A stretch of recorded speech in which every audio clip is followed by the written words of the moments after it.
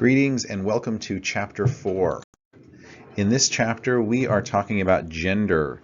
And so that's going to include like what is gender and how is it different than sex and what is transgender and what's the big deal about gender? Why are we bothering to talk about it? Is there any difference in terms of how you are treated or how your life goes because of your gender? So without further ado, we're going to go ahead and get started here. So let's talk about the difference between sex and gender. Sex is fixed physiological differences. Physiological relates to function, so the differences, the physiological functions related to reproduction mostly between males and females. So this is going to be external genitals, internal genitals, hormonal differences, things like that. Whereas gender is I think of gender as what society believes about somebody because of their sex. So if your sex says you are male, what does society say in terms of what makes you different from female? Well, they're going to say, well, you probably interrupt people more, you probably talk louder, and you probably do more physical labor, and you're probably better in math and science. Like all those things are gender, and they are determined by our society and our culture, which means there's some wiggle room there. They may not be true all the time in all of the places, right? All right, so gender differences are a product of socialization. That's what sociology says. There's like a culture war over this issue. It's pretty much a culture war over every issue we talk about. I don't know if you've noticed that, but there's a kind of a controversy around that. Like, what makes gender differences? Like, so for our men naturally more interruptive, for instance, of other people? Are men more naturally kind of prone to leadership? Or men more naturally desiring sex than women? Or is that just because we teach them, we socialize them, we give them like superheroes and G.I. Joes, and we show them pictures of masculine men,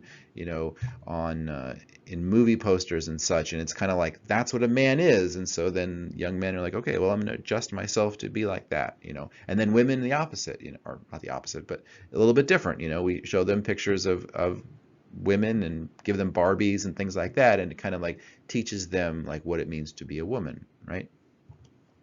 Traditional gender roles. This would be the gender role of like men are workers and providers and protectors, and women are nurturers and homebodies and kind of like emotional support. That's a traditional gender role stereotype. Those are reinforced through the family, through the schools, through peers, and through the media. Obviously, this is changing. This is, we have media like the Black Widow movie, which, obviously did not follow the traditional gender roles. And I feel like a lot of TV shows nowadays kind of flip the traditional gender role on its head, where you have, people like, even like Marge Simpson. I mean, she's kind of the one running the show, and her husband, Homer, is kind of a bumbling idiot, and that trend is kind of common in a lot of TV shows, The King of Queens and other shows. Although I guess Marge does stay at home while Homer works, so maybe I'm wrong in that. So, all right. Sexism is prejudice or discrimination based on someone's sex or gender. Right? So last chapter we talked about racism, which is prejudice or discrimination based on someone's race. So sexism is based upon someone's gender, and it oftentimes shows up in the workplace and in sexual assault. Rates of sexual assault among women are much higher than they are among men, and oftentimes women in leadership, they find they have a much harder time getting into leadership than their male counterparts. And in fact, there was a research that I thought was really interesting, where they took a resume of one person and they changed the name from a female sounding name to a male sounding name, and then they asked people, what do you think this person is like? And while they both felt that the male and the female were equally competent in terms of their job, nobody liked the woman. Especially, so women in power find that they are not well liked. And so if you need some examples of that, like turn on like politics and think about what do people think about, like Elizabeth Warren and Hillary Clinton and Alexandria Ocasio-Cortez, and they're just really, really like disliked by a very large number of people, and so the idea being that they're probably disliked because, well, I mean, people are going to dislike them because of their views. That's obvious, but the fact that they're also a woman in power may really tip that over, make it much more significant. All right, well, let's look at the perspectives here on gender inequality. So functionalists is going to say that, you know what, it's going to happen. It's inevitable because you're going to have some biological differences that are going to mean that men are better at some tasks than others. Like women are going to be better at obviously birthing children and caring for those children because men can't nurse babies. And so there's kind of that natural biological divide within the household. Men tend to be a little bit stronger and muscular, and so that leads them to doing certain tasks a little bit more naturally. Now, I know there are exceptions, obviously, and then there are people who also who do not identify as a man or a woman. But looking at the large numbers of people, that they're going to argue that men are just kind of cut out for some tasks a little bit better than women are. And so, and they would say, oh, of course there are exceptions, but you're never going to get equality. I mean, you're never going to get as many like highway workers to be female as you are men, and you're never going to get as many like counselors to be men as you are women. So Emile Durkheim said that really we've exaggerated these sexual differences, and I think that's probably true, especially today in our economy where you don't have as many labor-intensive jobs. We've gotten machines to do the really like labor-intensive jobs, and so what we need now are like fine-tuning, like fine motor skill jobs, that really men and women are pretty much equally competent biologically. And so if this is true, why do you have, say, more men in leadership? Well, the argument is that it's not about ability, it's just about men have been in power for a long time and they're reluctant to give up that power. Looking at conflict theory, looking at feminist theory first. Gender inequality exists because it benefits a group in power. Right? That's kind of like what I just argued. Patriarchy is the system where men are dominant over women, and that gets into our culture and our stories and our movies, and so it sort of feels natural for us to have men be the one in charge over women, but that's not really because it has to be, or that it should be, or that it's good for us, because even men are losing in this system too. Maybe not losing as much as women are, but men are still certainly losing. Men have fewer friends than women do. Men have less ability to connect with their children. Men are not living as long. And so feminists would argue that yes, women are held down in terms of they're not able to go into leadership as much, or run for politics, or feel safe in their own homes, but men are also losing in this too. So according to conflict theory, men are rewarded with higher wages, more prestige, and greater authority in the workplace. And so that makes them want to keep the system as it is. So the idea is that that because men are rewarded for being male, basically, they're not really rewarded for anything else, but they're rewarded for being male, then they're going to have a vested interest. They want to keep the system as it is, right? But all people of all genders are negatively affected by this. So. All right, the interactionist perspective is, again, not a big picture perspective. It's a zooming into the individual here, and it's saying that we need to sort individuals into categories such as race and gender, because those are symbols. Being a male, being a female is a symbol, and we can kind of like attach meaning to that symbol, and then we reinforce it. Like a woman walks in through the door, and we're like, oh, okay, we have this meaning that we kind of like put on her, that we can expect her to speak a certain way, act a certain way, sit a certain way, and those are kind of our expectations. And if someone violates those expectations, then we oftentimes, kind of, what is it? The word I just taught it last week. Not punishing, but we're trying to control them in some way, trying to get them back into our expectations through, things like, like raising our eyebrows and not making eye contact, or not, asking them to do this project with you later on, things like that. So categories help us understand how to relate to other people.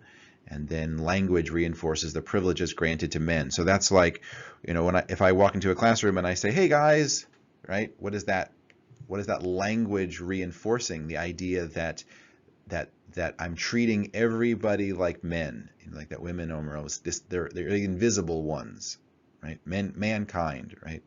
The idea that the most important people are men. Right?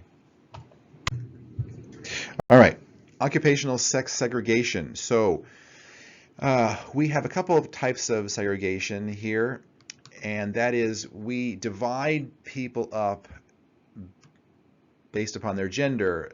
So if you look at, say, here, if you look at the elementary and middle school teachers, roughly 81% of them are women.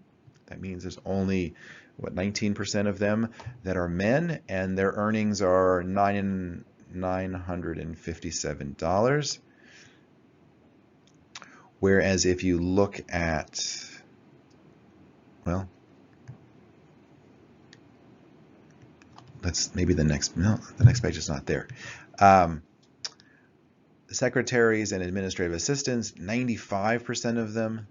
I think that before World War II, most secretaries were actually not women, or maybe it was both. You had a little bit of both. But after the war, when the soldiers came back, they did not go back into being secretaries and assistants. So women kind of came to be the vast majority of people in those positions.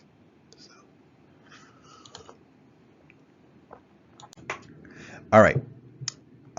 One type of sex segregation is horizontal, which means you have men and women who are in different jobs, but they're mostly making roughly the same amount of money.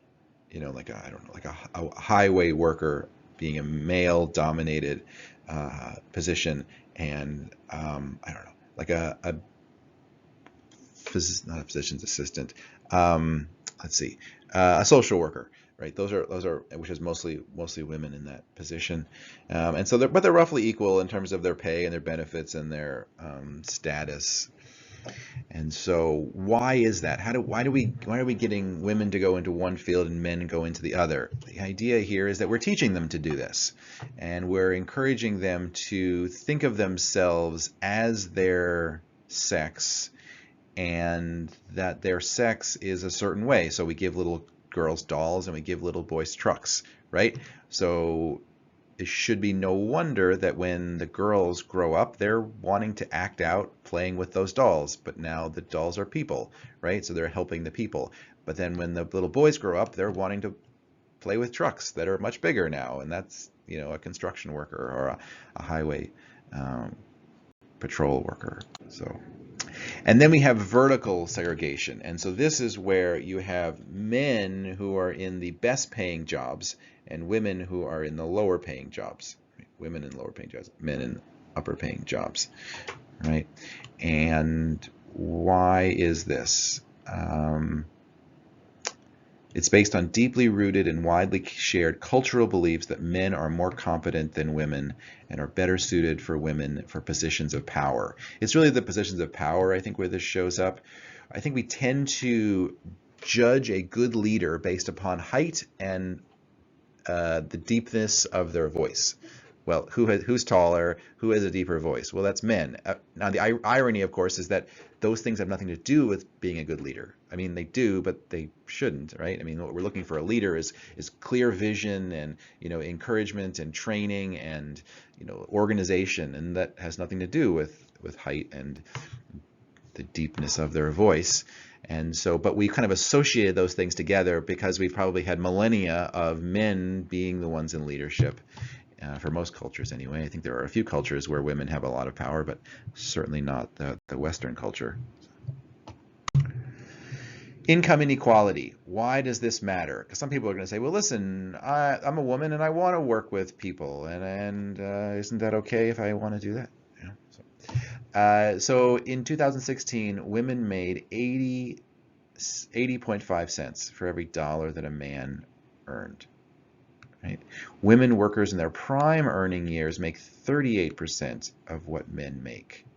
That can't be right, because that is so much less. I think that's probably 83 is what that's probably supposed to say. Okay, so why is it that women are making 80 and a half cents, so roughly 20 cents less than men make? And you might be thinking, oh, what's 20 cents? Well, 20 cents multiplied over millions of dollars, which is what the average person in America will make over their lifetime, is actually hundreds of thousands of dollars. And so it's actually a big deal. So one theory as to why this difference occurs is that human capital, which is what you get from working and from your education, and that that men gain different things in their education and their work experience than women do, right? I also think this is, I think another way of saying this, maybe not better, but it's that when a man in power, let's say that the leader of an organization, and he is looking to train up the next generation of supervisors who will then one day become vice presidents, who will one day, take his job, right? So he's looking for continuity. He wants to share power. He is going to connect better with young men because he's looking at them and saying, I was once like you. You kind of remind me of my younger self. And I think that men are, if there's a man in leadership, or it's mostly men at the top levels of organizations, and they're looking down at the new crop of people they just hired, they're going to connect with somebody a little bit better who is part of their gender. So some men are also very concerned about being accused of sexual harassment, and so that may reduce the number of women that they mentor. And so some of the things that have been done is to like force companies to have a certain number of women on their boards, which is like the top level of decision making at a corporation, to try to get women in positions of power so that then those women can then look down and say, oh, I see someone who looks like me, and so I'm going to try to mentor them and kind of bring them up. So one way of looking at this as well, and this makes sense to me, is that we tend to devalue women's work. We have had women's work for free for forever, caring for children, cleaning the homes, washing windows, caring for babies. Most of the time we haven't had to pay for that stuff. And so now we do, but we're used to getting it for free. And so I think society is saying, why do I have to pay for it? But if I do, I'm not going to pay very much. So I think that's the reason why we tend to place a higher value on men's labor compared to women's labor, because we're just historically, we just haven't received it. We haven't had to pay for it. This is very interesting, not in our book, but if you look at the labor force participation of men ages 25 to 54, which is their peak working years. This is where you're educated, you have experience because you've been working for a few years, maybe a few decades even, but you still have sort of your youth and your vigor and your vision, and your energy levels are still high, hopefully. And men are dropping out of the workforce. So if you look here from 1960, you had about 98% of the men who were working, and it just continues to go down. And so that today we're at about 90% of men who are in, again, these prime working years. And so there's a lot of theories as to why men are not working. I think one is that there's sort of been like and I think I'm part of this too, a kind of a disrespect for traditional men's labor, like working with machines, as a welder, working as a plumber, working in a factory. I think we've kind of convinced people through high school and the media that those jobs are going away, that they're not that important, that they're not fulfilling, that you should be like, kind of out there changing the world in some ways. And a lot of these jobs are kind of monotonous and, similar to the jobs that we've had, for hundreds of years now, working in a factory, working with metal. And I think that that's maybe one reason why men are dropping out of the workforce. I think that men have been used to a lot more respect and kind of elevated social status. They're used to being looked up to as leaders, as being wise, as being kind of the people who knew stuff when other groups did not. And I think that I think with women entering the workforce now being much more educated than the average man, they're losing that position of influence. And I think some men are saying, well, forget it. If I'm not in that position of power, like maybe my father was, then I just won't do it. I think that's part of it. Other parts of it, I think, is the fact that if you are, say, 54 and you didn't go to college, you may find that your skills are outdated and it's going to require you to go back to school, which in some ways, for some people, is kind of a humbling experience, and it feels to them like they're becoming a child again, and they're not interested in that. And I think that's another reason why some of them have dropped out. Wages have also either stagnated, like they've kind of stayed the same, or they've gone down. And so some people are saying, listen, I'm not rewarded for working my factory job the way that I was 20 or 30 years ago, and so I don't want to do it anymore because it's not worth my time. So, all right, responding to gender inequality. And so the first wave of feminism in the United States was in the 1800s, and this was about women's right to vote. This was 1884 with Elizabeth Cady Stanton, and the women did not have the right to vote. It was assumed that women's citizenship was like overwhelmed by their husbands. I'm always using my hands. I don't know if it makes it any clearer or not, but I'd feel better doing it. But that was the idea, that women were marrying, and once they married, then their citizenship was kind of controlled by their husbands.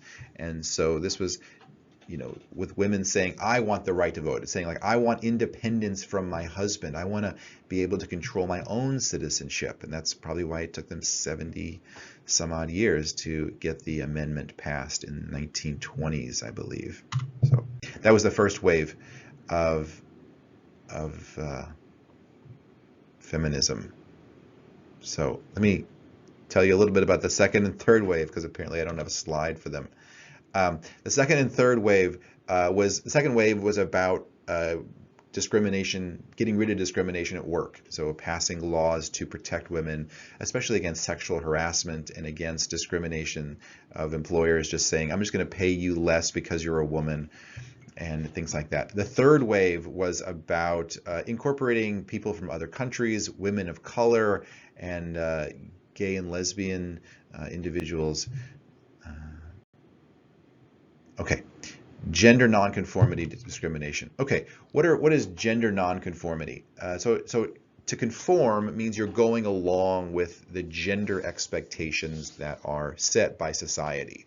So for a woman, it might mean dressing a certain way, have a certain style haircut, certain mannerisms, speaking, things like that. So there are people who are not conforming to those gender rules, right? So transgender individuals are people who identify as a gender that is different from what they were assigned at birth, right? So if the child is born and assigned to be male, but then when they are 15, 25, they realize, or they begin to identify as a woman, then they would be considered a transgender person. So what is life like for these people? Well, there's a lot of oppression and a lot of violence and physical threats. The murder rate of these individuals is very high. They tend to have worse health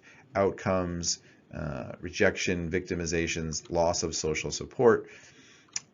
If the individual is both transgender and a person of color, or transgendered and some other minority status, it's usually even worse for that person. Intimate partner violence and sexual assault.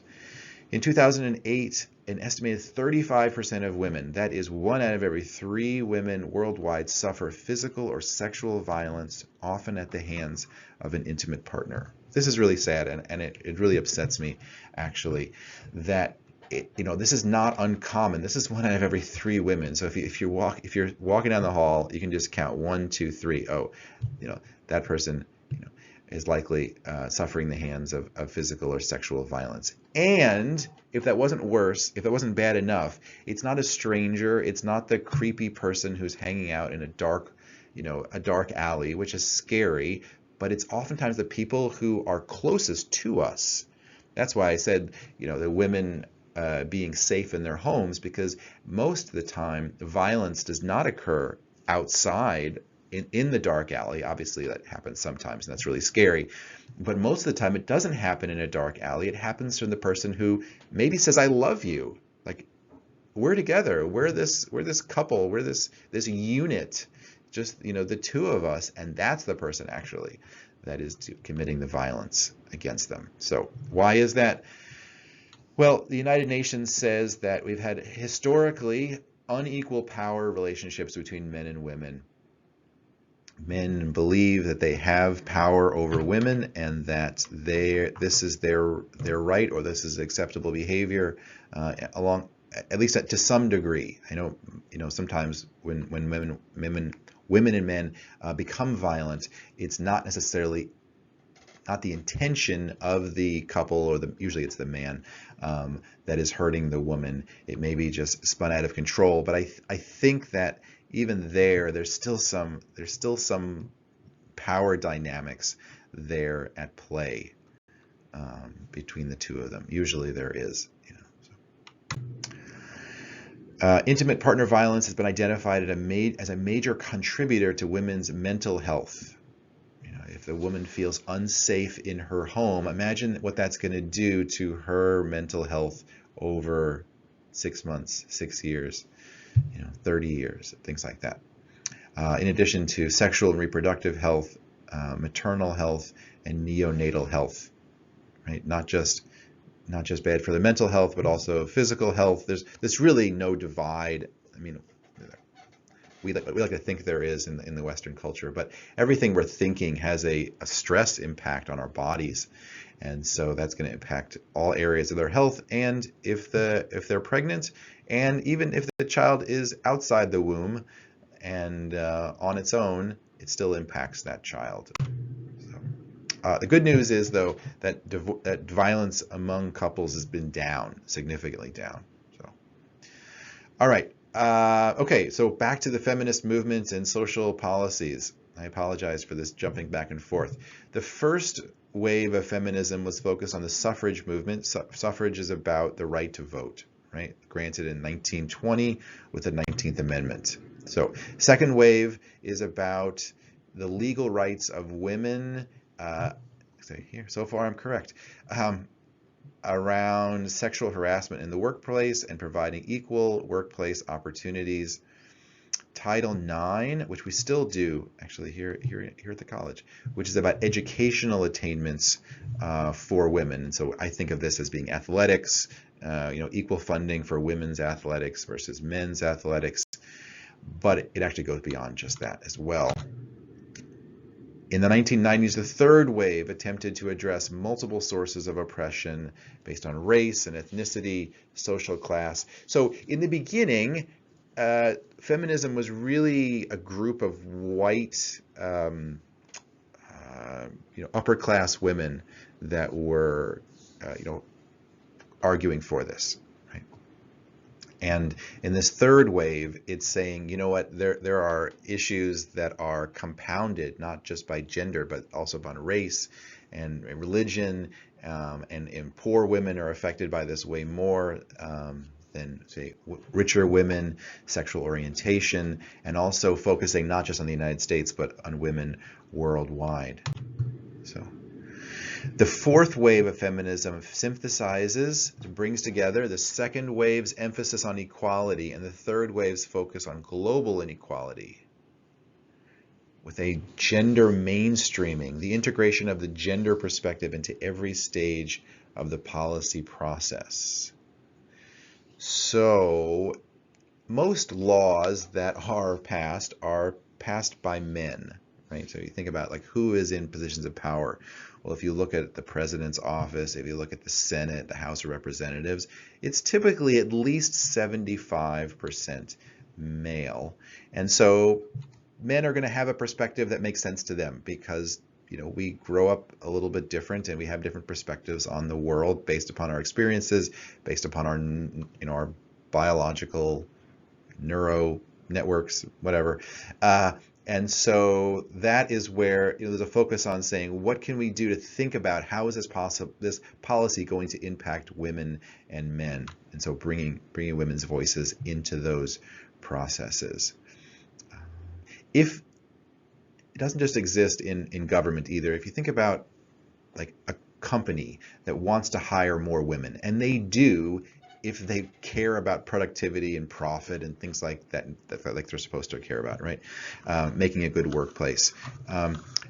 Oftentimes, you know, if you have, let's say you have a board of all men, or you have leadership that's all male, you know, they may say, listen, we need to bring more women into this process, but they may not know how to do that because their perspective may be like, well, this is what, if I was a woman, this is what I would want. Well, it's like, okay, well, cool, but you're not a woman, so maybe that's actually not what women want.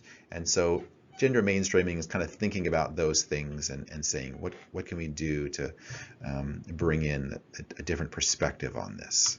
So, all right, Title IX, yet again, prohibits the exclusion of any person from participation in an educational program or the denial of benefits based upon one's sex. That's great. My only issue with this is that, so historically, women were kept out of places of higher education. Women's education was not considered that important because the thought for many people during the 1950s and 1960s was that women would be better off just being homemakers. And so they could maybe get educated or go to work for a little bit, but as soon as they get married, and certainly as soon as they have children, they should be at home with those children, right?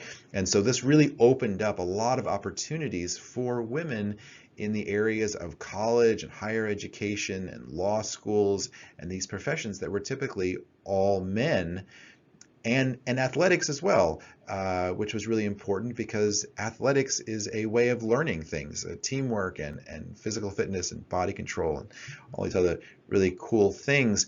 The issue today is that you have a lot more women in college and finishing college than you do men. And so it's, again, I think that it was we needed it back then. I don't know if we need it today. And in fact, you might argue we need the opposite today. We need to help male students get back into college and finish. Anyway, schools must also equitably allocate scholarships equally in sports. Oh, by the way, there's one thing we have not accomplished in this, and that is sexual harassment on college campuses, rape, and unfortunately that is a common part of the college atmosphere, the college culture. It is still that, and so that is something, and unfortunately that's, you know, largely female victims. You know, there are men who have been raped, but it's primarily men that are raping women, not women that are raping men. All right, expanding trans and intersex rights. So this is about protections for transgender people who have emerged as a major issue in the 21st century. Okay, where is this showing up? This is showing up in the military. Can a person who was born male and then identifies as a woman some point later on in their life, can they enter the military service as a female? Right? Access to bathrooms, right? This is a big issue, especially like 10 years ago in certain states. Can a person who identifies as a female, this is really probably where it shows up, who identifies as a female but was born a male, can they use the women's restroom? Right? And then treatment in schools. Can trans women athletes compete as women with other women, right? And then protection from discrimination. And so I would add that this is the other issue that's missing from this is surgery. There's debates even today in 2023 about whether a, say, 15-year-old person can have cosmetic surgery on their genitals so that their genitals will then line up with their personal identity. So if the person was born male and they identify as female, can they have sex change surgery when they are 15 or when they're 13, right? So those are hot topics that are out there in the cultural wars and Twitters and places like that. So, well, that is the end of my slideshow. Thank you for watching.